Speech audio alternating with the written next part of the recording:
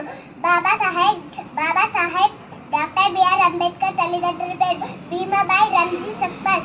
మహారాష్ట్రలోని రత్నగిరి జిల్లాలో 1891 April 14th జన్మించారు. డాక్టర్ బిఆర్ అంబేద్కర్ చదువుకోవడానికి బడికి వెళ్తే దూరంగా కూర్చోబెట్టారు. మంచినీళ్ళ కోసం బావి దగ్గరికి వెళ్తే ముట్టరాదన్నారు. ప్రయాణం కోసం బండెక్కితే మధ్యలో దింపి అవమానించారు. ఇలాంటి ఎన్నో ఒడిదుడుకులను ఎదుర్కొని ఆత్మవిశ్వాసంతో ముందడుగు వేసి తన వంటి వారందరికీ సమాన్యాయం దక్కాలని